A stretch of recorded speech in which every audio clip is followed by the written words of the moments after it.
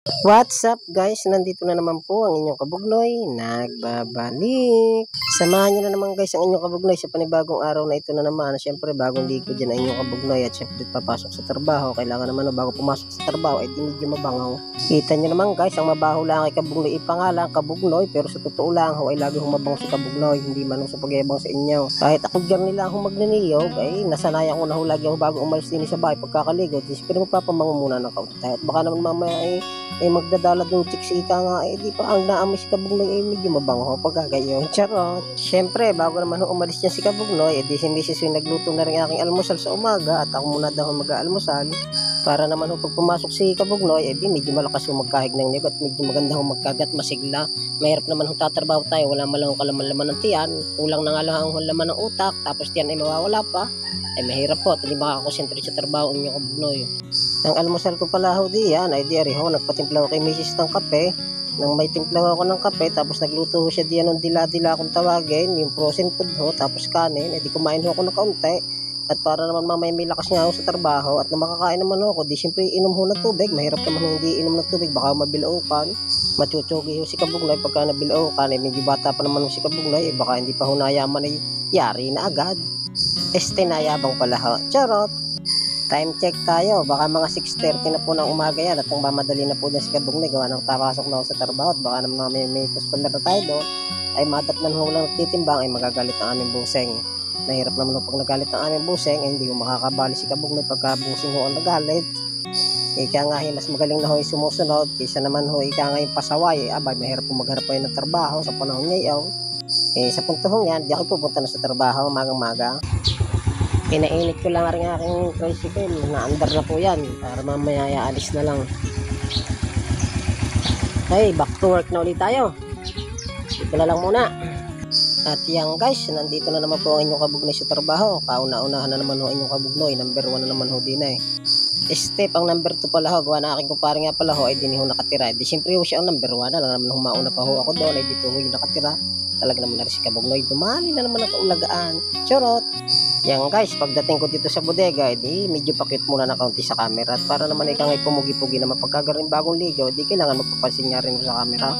Dahil wala pa naman ho kaming gagawin din sa bodega ngayong umaga dahil kami bago umuwi kahapon, kami naglinis na ho na rin aming bodega.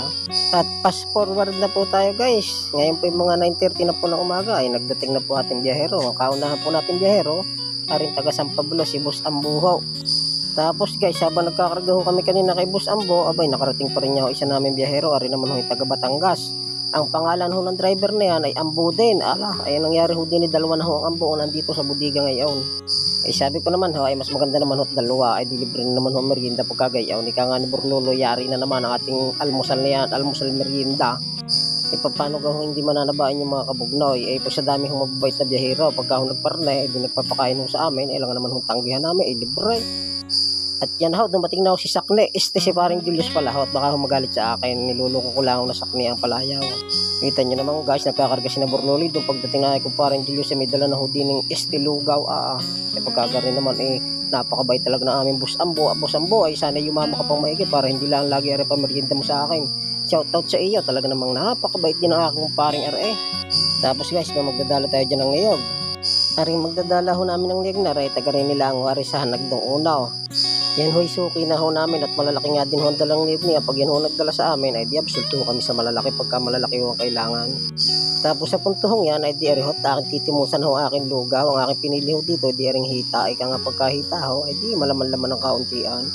Ari nga pala hong pinabili na aming Boss Ambo na taga San Pablo ay lugaw ho. Tapos may pandesal pa ho diyan ay kumplito ho yan. May ricado tayo diyan, pampasarap ho sa lugaw. Tapos yung pinabili naman ho na isang Ambo na taga Batangas, di siyempre ho nagpa-soft drinks din yan. Alam naman ho isang Ambo lang gagastos kasi pares naman ho mabait yan. Lalo na ho mabait siguro yung dalawang yan pagkatulog, pagkagayan. Charot! Tararara! O ayan guys, kitang-kita nyo naman ating Boss Ambo na taga Batangas talaga namang dumukot na agad niluluko lang ang bibig. Pagdukot pa nga alam mo nga naman masama din niya biruin ito kami naman hindi rin ho nagbibiro pagkagayon. Abay siyempre libre Tararara! At ayan guys, tinimusan ko nitong aking lugaw nito at napakasarap. Medyo mainit po, di masarap po kainin pagka medyo mainit pa. At ika nga, para naman ho, ika nga mabawas-bawas naman ho pagod sa trabaho at na makain naman naman ho namin yan. Siyempre kakaya naman ho baka sabihin na may kaila kami ng kain, di pandalas na ho kami nagkarga din ng niyog para naman ho kami matapos na niyan. Sa pagkakarga ho namin ng niyog na yan, di ika nga hinay-hinay muna ho ng konti, baka naman ho ma-appendix yung naman ho kakakain lang ho namin. Di siyempre hindi naman ho pwedeng pirsahan, at pagka naman nagbuhat pati ho kami, baka mamaya naman kami mga ospital, masama din niya ho ang gutom. Lalong masama din naman ho pag napasobrang kain, kaya kailangan ho, di sakto lang. Kaya ang ginagawa ho namin diyan, di pitik-pitik lang, ika nga yung para hong lastik yung pinipitik, charot. Tapos sa kabilang jeep naman ho, nakatuka ho diyan, di rin si paring Sakni ho, si paring Julius pala ho, tsaka si paring Bake, tumutulong na din ho dyan si Boss Ambo. Tapos ang nakakatawa ho diyan, kita nyo naman yung pahinto ni Boss Ambo, si Boss Pugo, ay paupo-upo lang doon, nakadi-4, binabantayan daw niya at baka daw may nagpapatama. Talaga naman ang aking si Boss Pugo, dumali na naman. Guys, hanggang dito na lang po aking video. Paalam!